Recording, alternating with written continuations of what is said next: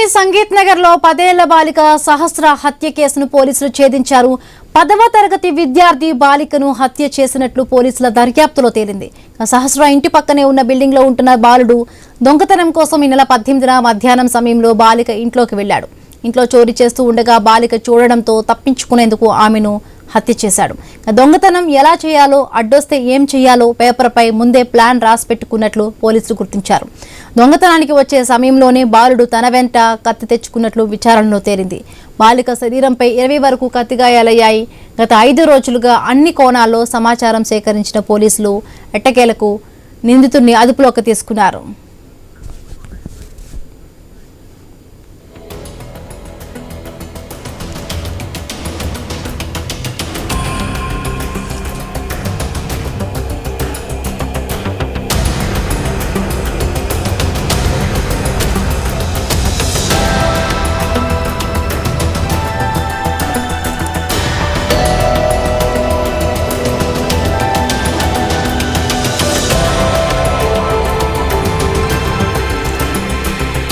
కూకట్పల్లి సంగీత్ నగర్ లో 10 ఏళ్ల బాలిక సహస్ర హత్య కేసును పోలీసులు ఛేదించారు.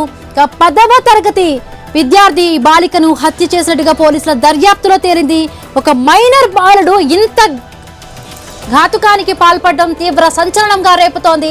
సో 5 రోజులుగా కూడా పోలీసులు చాలా రకాలుగా అన్ని కోణాల్లో కూడా ఇన్వెస్టిగేషన్ చేశారు. సో ఎటకేలకు ఒక మైనర్ బాలుడు ఇంత ఘాతుకానికి పాల్పడ్డా అంటూ కూడా అందరూ ఒక షాకింగ్ లో ఉన్నారు. మనమైతే ఐ న్యూస్ స్క్రీన్ పై చూస్తున్నాం.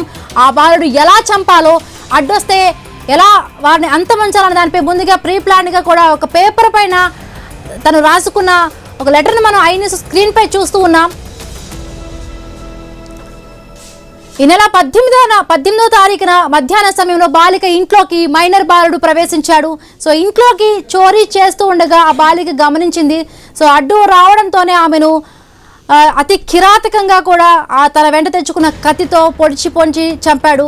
సో తను ముందుగానే ఎవరికైనా దొరికిపోతే ఎలా వాళ్ళని అటాక్ చేయాలనే విధంగా కూడా తన పేపర్ పైన రాసుకున్న ఒక పేపర్ కూడా మనం ఐ న్యూస్ స్క్రీన్ పై చూస్తూ ఉన్నాం. సో ఇంత కిరాతకంగా ఒక మైనర్ బాలుడికి అసలు ఆ ఆలోచనలు ఎలా వచ్చాయి అనేది ఇప్పుడు అందరికీ చాలా ఆశ్చర్యంగా ఉంది, షాకింగ్కి గురి చేస్తోంది.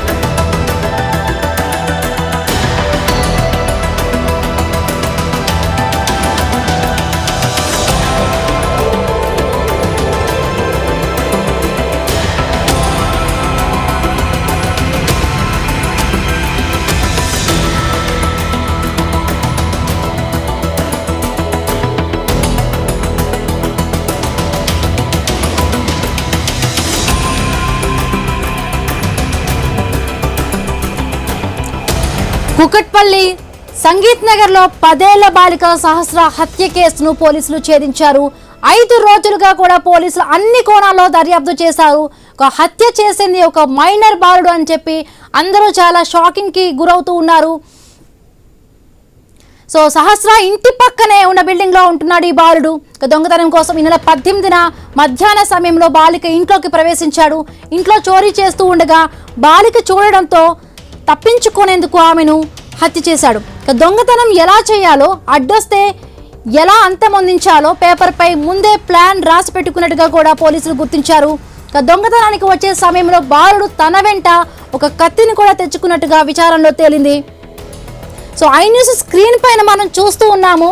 సో బాలుడు తన లెటర్లో ముందుగానే రాసి పెట్టుకున్నాడు. ఒకవేళ తన దొంగతనానికి వెళ్ళినప్పుడు ఎలా వాళ్ళని అటాక్ చేయాలి, అంతమొందించాలనే దానిపై కూడా తను ప్రీ ప్లాన్డ్గా ఒక లెటర్లో రాసుకున్నట్టుగా కూడా పోలీసుల విచారణలో తేలింది. ఆ లెటర్ని మనం ఐ న్యూస్ స్క్రీన్ పైన చూస్తూ ఉన్నాం.